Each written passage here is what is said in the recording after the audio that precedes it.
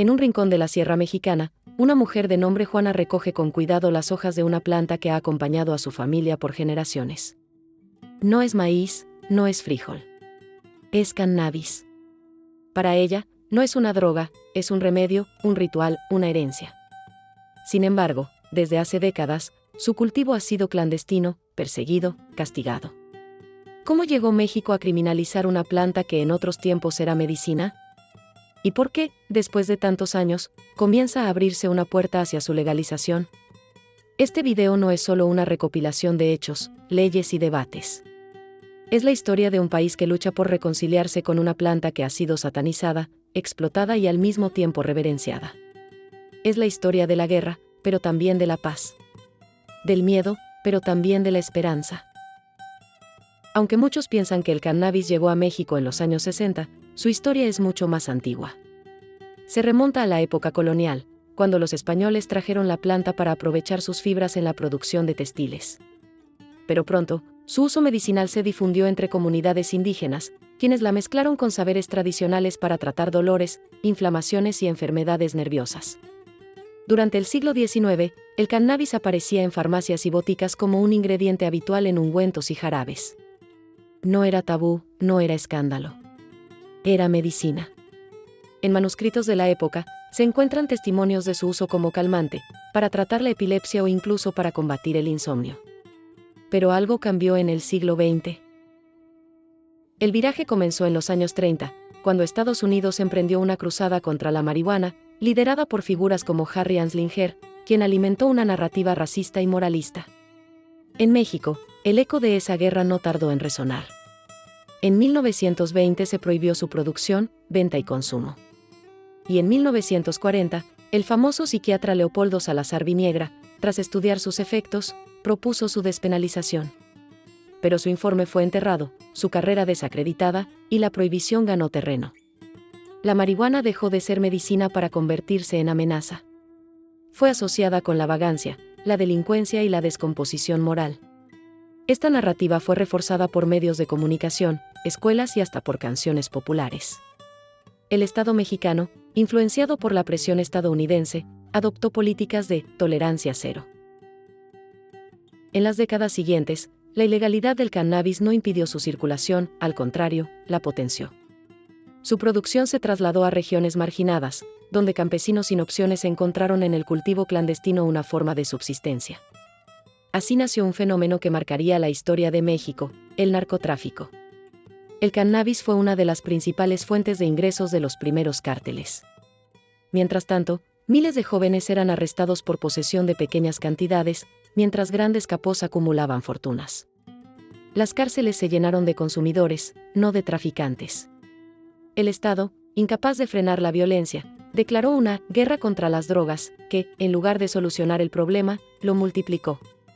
Y en medio del fuego cruzado, la planta seguía creciendo. En la sierra, en los techos, en los rincones ocultos de las ciudades. Silenciosa, resistente. Como la esperanza.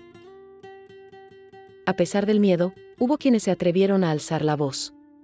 Activistas como Sara Snap, Julio Senil o la organización México Unido contra la Delincuencia comenzaron a cuestionar el modelo prohibicionista. No hablaban desde la apología, sino desde la evidencia, desde los derechos humanos, desde la justicia social. Y luego llegaron ellas, las madres. Como María Elena, que descubrió que el aceite de cannabis ayudaba a controlar las convulsiones de su hija con epilepsia refractaria. Como Raquel, que viajó a Estados Unidos para conseguir un tratamiento que aquí era ilegal. Ellas no pedían permiso para drogarse, exigían dignidad para cuidar a sus hijos. También los médicos comenzaron a interesarse por los efectos terapéuticos del cannabis.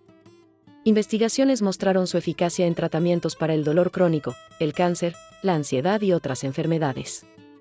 Poco a poco, el velo del tabú comenzó a rasgarse. En 2015, la Suprema Corte de Justicia de la Nación marcó un antes y un después al autorizar el cultivo personal de cannabis con fines recreativos a 4 ciudadanos. Argumentó que la prohibición violaba el derecho al libre desarrollo de la personalidad. Desde entonces, se han acumulado sentencias similares, creando jurisprudencia. En 2017, el Congreso aprobó el uso medicinal del cannabis. Y en 2021, se avanzó hacia la despenalización del consumo personal. Pero los vacíos legales persisten. La ley avanza, pero las prácticas institucionales se rezagan. Aún hay personas presas por portar menos de 5 gramos. Aún hay policías que extorsionan. Aún hay miedo. Y sobre todo, aún falta lo más importante, una regulación integral que garantice el acceso legal, seguro y justo al cannabis, tanto para uso medicinal como recreativo. La legalización no es solo un tema de derechos, también lo es de economía. En países como Canadá o Uruguay, la industria del cannabis ha generado empleos, recaudación fiscal y desarrollo tecnológico. En México, expertos estiman que la legalización podría representar un mercado de hasta $2.000 millones. Pero surge una pregunta crucial: ¿quién se quedará con ese pastel? ¿Las grandes empresas transnacionales o los campesinos que han cultivado cannabis durante décadas? La lucha por la legalización también es una lucha por la justicia social, por incluir a quienes fueron perseguidos en la nueva economía verde. Hay propuestas para crear cooperativas, regular precios y garantizar licencias para pequeños productores. Pero también hay riesgos, que la legalización beneficie a los de siempre y excluya a los de abajo. Aunque la ley avance, la legalización real requiere algo más profundo, un cambio cultural. Durante décadas, se nos enseñó que la marihuana era el diablo, que quien la consumía era vago, delincuente, adicto. Esa imagen no se borra con una reforma. Se transforma con educación, con diálogo, con experiencias. En las redes sociales, en las universidades, en los medios alternativos, ha comenzado un proceso de resignificación. Se habla de autocultivo, de cannabis responsable, de bienestar. Ya no se trata de drogarse, sino de elegir, de cuidarse, de explorar. Pero el estigma aún persiste, sobre todo en generaciones mayores. Romper con ese prejuicio es parte de la batalla. Legalizar el cannabis no resolverá todos los problemas.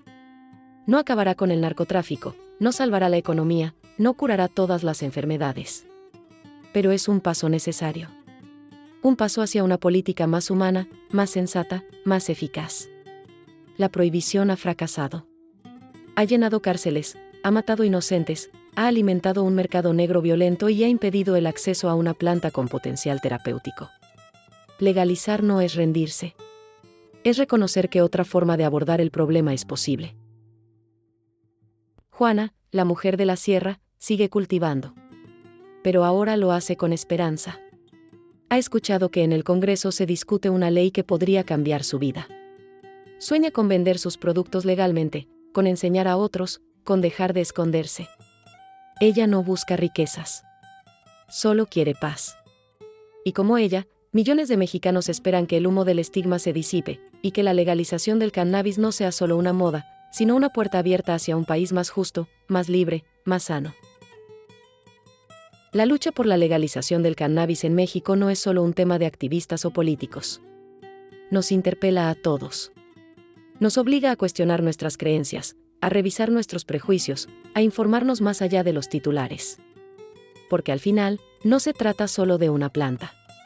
Se trata de libertad, de salud, de justicia, de la posibilidad de construir un país que no criminalice a sus ciudadanos por decisiones personales, que no abandone a sus enfermos, que no castigue a sus campesinos.